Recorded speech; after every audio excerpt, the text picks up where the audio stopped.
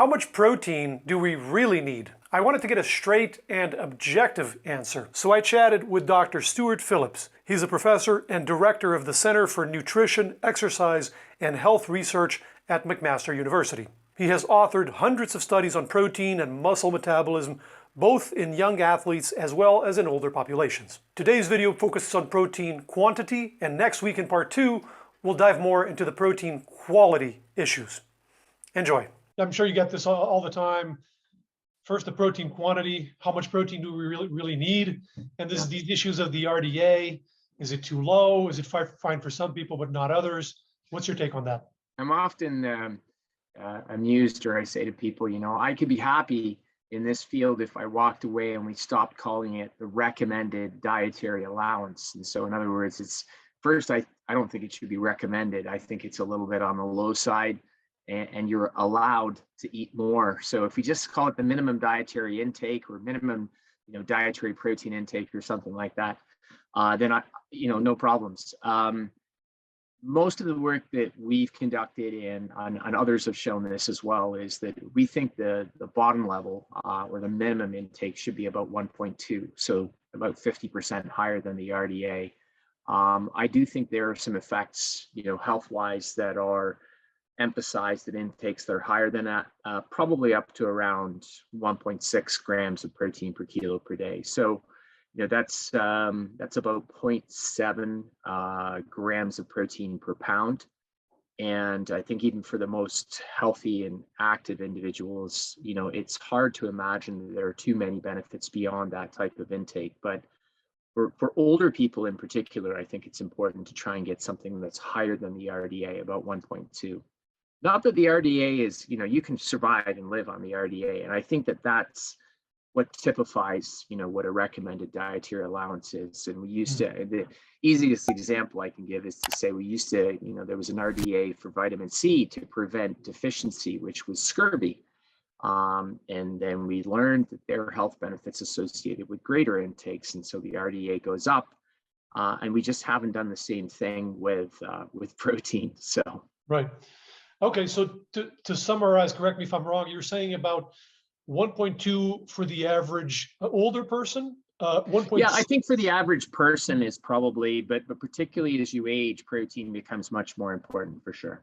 And then for athletes or people trying to put on muscle, trying to get hypertrophy, then maybe go up 1.6 or, ballpark. Yep. Okay. What about for children? Is it about different range? Good question. Probably, in the 1.2 range is fine for most kids. Most of them are getting more than that anyway, simply by eating, mixed foods. It's when they sort of stick with one food and only one food, you're gonna go, maybe we should vary that up a little bit. Okay. But yeah, about 1.2 is about right. Another question I get a lot, I have viewers from all walks of the nutrition world. And one question I get is about the plant versus animal protein. And we'll get to the protein quality question in a second, but just in terms of total protein intake, someone who's getting a lot of their protein from plants, should they try to get a little bit more than the people who are getting a more omnivorous diet? Or is that recommendation of 1.2 to 1.6 still the same? That's a good question. I mean, I think my answer to this has shifted over the years that I've been studying protein. And so, to be clear, it used to be, if you're consuming purely plant-based diet, so a vegan diet, you should aim for 20 to 30% more. I'm not convinced that that's entirely true. More might not be a bad goal, but whether it's 20 or 30%, I'm not sure. And that's mainly because of the proliferation now of plant-based foods that are available. Rewind 10, 20 years, and it was pretty difficult to find plant-based foods, or if you gave somebody a lump of tofu, they would be like, well, what do I do with this? But now there are plant-based foods that are much more easily obtainable and in formats that people understand how to cook them much quicker.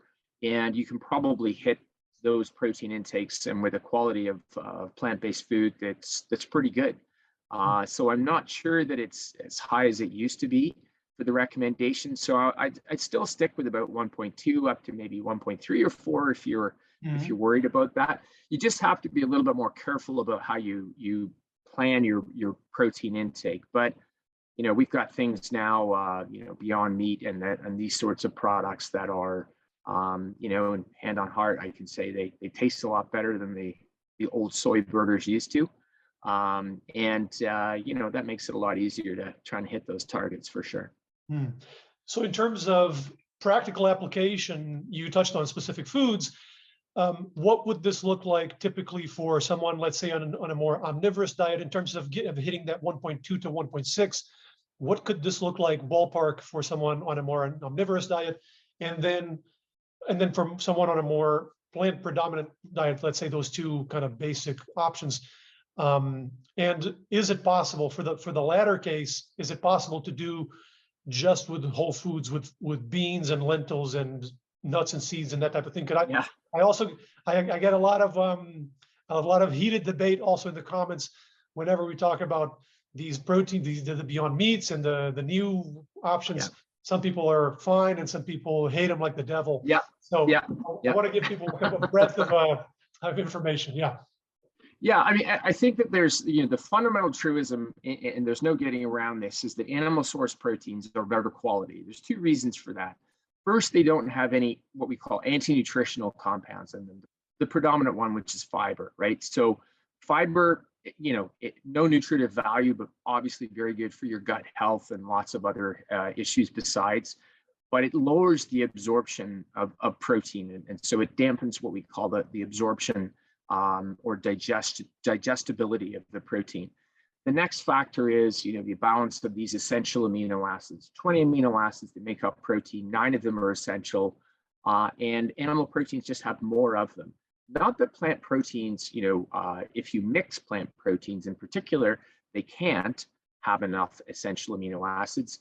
And you mentioned beans and lentils, and they're extraordinarily good sources of protein. The way that you compensate for lower quantities of the essential amino acids, you just eat more beans and more lentils. So it's sort of a no-brainer. But everybody around the world, I always point this out, and I think it's fascinating that you can go from India to Southeast Asia to the Caribbean to South America. So parts of the world where food scarcity might be an issue, and animal source proteins are valuable for a number of reasons. It might be religious, or you just don't subscribe to, the cow was, the source of dairy or milk, and you didn't kill the cow and eat the cow. So everybody's figured out that a grain and a legume, when paired, are better than a grain or a legume independently. And that's an evolutionary pressure to say that, like, these things together are better, and everybody's figured it out. So it must be that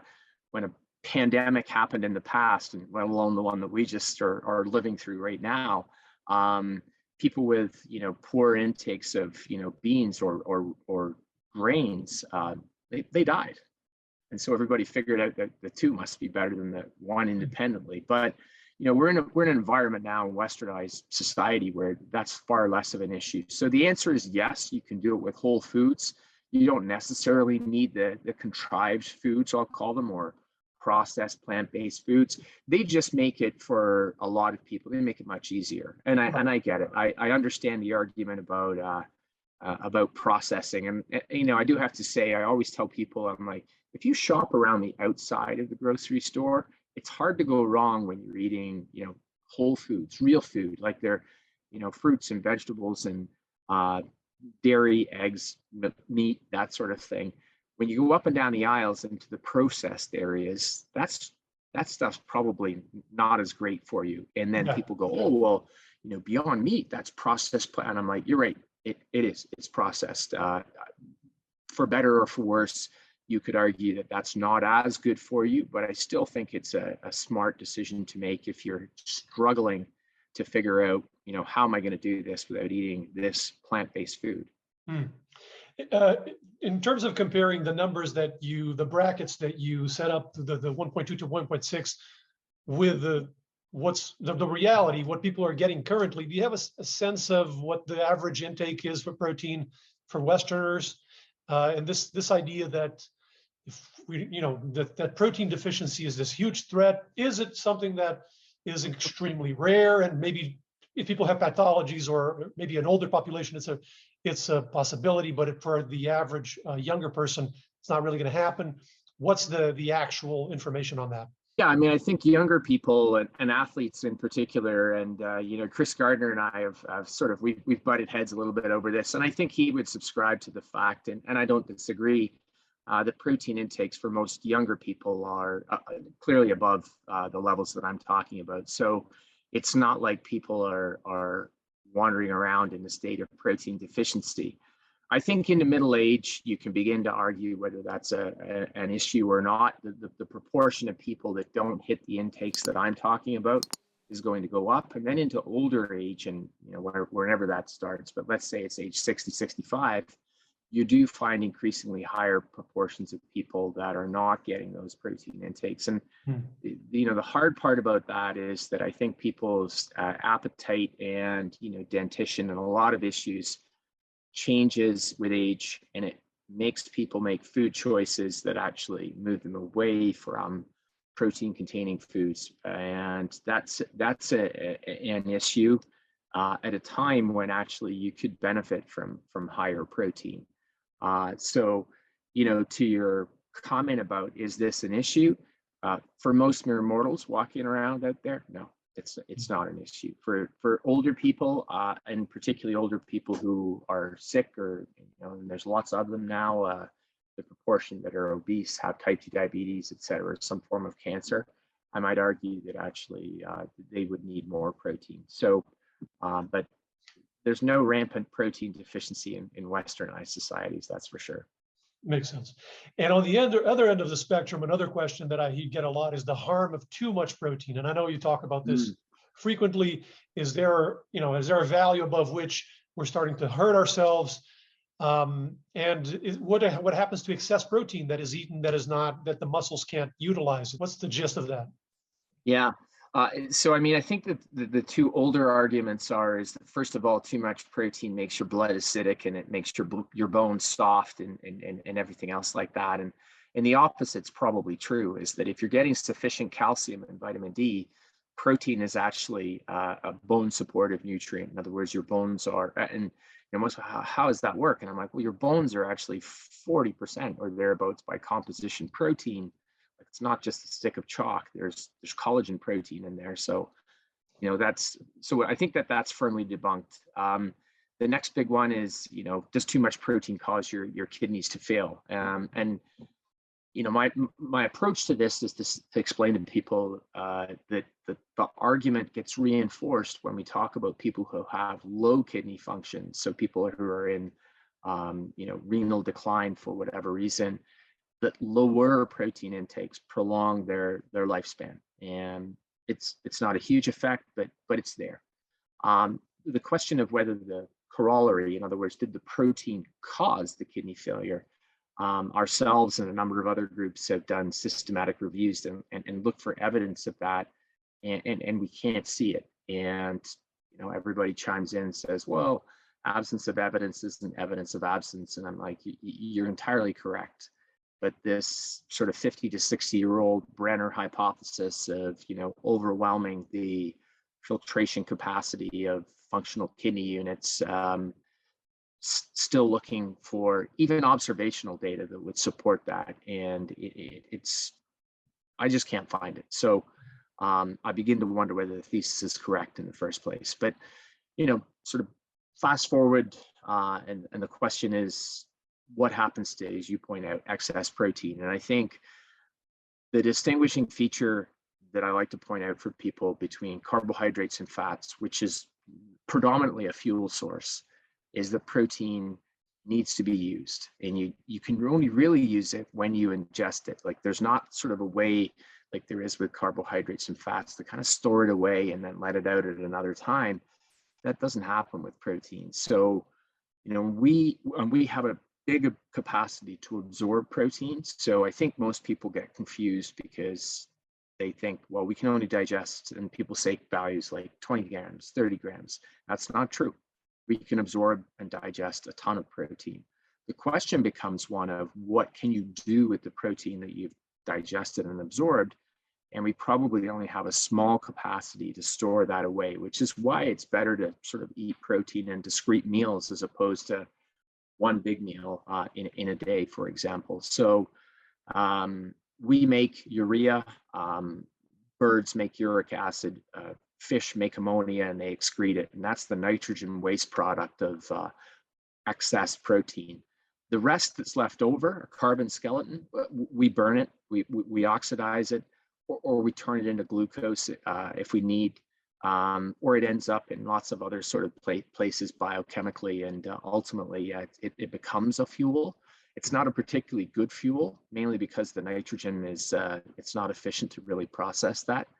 But yeah, I mean, it's, you know, we probably have a capacity that declines with age to utilize the amino acids and protein that we eat. Can some of it get converted to fat, or does that in reality not happen to any substantial amount? It's a great question. I think the answer is if you feed people enough protein and you label the protein, some of the labeled carbon ends up in fat. I don't think it's pure de novo, what we call de novo lipogenesis. In other words, you're not making you know, fat out of protein directly, but the carbons end up there. So in a roundabout way, yes, there's probably a few amino acids that can almost, you know, with some convoluted biochemistry end up as lipid, but it's not a great source for producing lipids. Nowhere near as good as carbohydrate. Fat is fat. That's an easy one. But so it, you know, people have said if you're going to over ingest anything, over ingest protein. And I'm like, I get that. The ethos of the message is sort of correct in a sense. But you know, if you overconsume calories, it doesn't matter what form they're in, your body will do a decent job at storing fat. On the topic of the harms, you talked about the kidney problem, the bone, which mainly seems like a myth. Another concern that I sometimes hear is the risk of cancer. And this sometimes is more, sometimes pertains more to this question of the plant versus animal protein. And this is already merging a little bit into protein quality. But there is an idea in certain circles that eating too much protein, and sometimes specifically too much animal protein, raises IGF-1 and raises risk of cancer. I've never seen compelling evidence that the protein itself, animal protein per se, has a harmful effect. But what does the evidence say? What is the bottom line?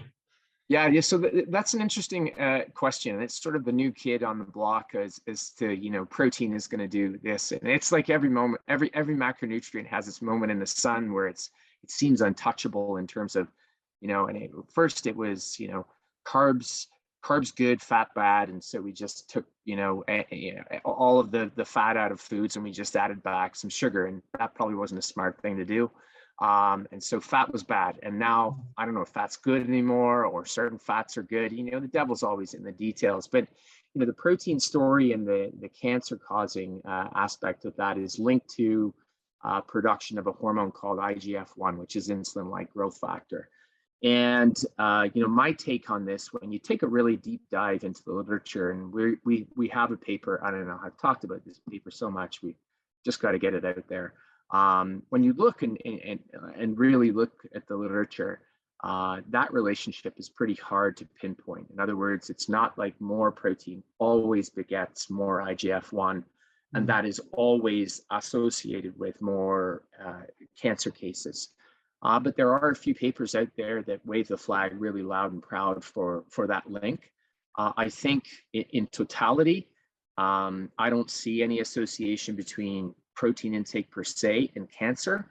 The animal intake or animal protein intake and plant protein intake, it's a tough one to filter out some of the other things that are in animal proteins as to their causative role in there. And you know, nutritional epidemiology being what it is, it's always only and ever going to be association. But I do think, again, I'm not as well read in that area, but when I've looked at some of the literature that's out there and the bigger, larger cohort studies that have been analyzed, it appears that the protein effect is pretty benign. The animal versus plant, sometimes there's an effect for plant being not as bad for you versus animal. the question I have is whether it's the protein per se or something that's associated with the animal based food that's causing the problem. And I don't know that you'll ever be able to pull those things apart. Right. They talk about the protein packages, what comes with the protein. Right. Is it the consumption of saturated fat? Is it the consumption of lower amounts of fiber, those dietary patterns? Yeah. Sure. But in terms of the animal protein per se, which there's a lot of claims on the internet, no, animal protein is going to raise your risk of cancer, is going to do this, is going to do that. Right. I haven't seen any compelling evidence, but yeah, wanted to get your take on it. After my conversation with Dr. Phillips, I was curious as to how hard it is to reach that 1.2 to 1.6 range. So I played around with the Chronometer website.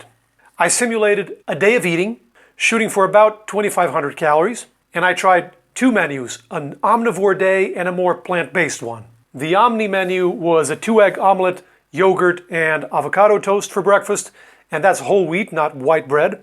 Then walnuts as a morning snack. Lunch was chicken with skin removed, sweet potato and salad, and a banana for dessert. Afternoon snack was a ham and cheese sandwich.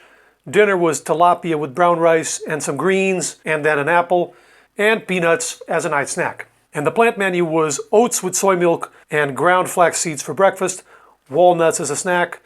Lunch was a Buddha bowl with tempeh, quinoa, and greens, and a banana. Snack was some edamame and half an avocado. Dinner was lentils with brown rice and a salad plus an apple. And late snack was peanuts. So both pretty clean diets, mostly unprocessed or lightly processed foods, and both hit around 2,500 calories. Now, for a man weighing 80 kilos, which is about 175 pounds, 1.6 grams of protein per kilo of body weight would be 128 grams of protein. And both diets got a little over that.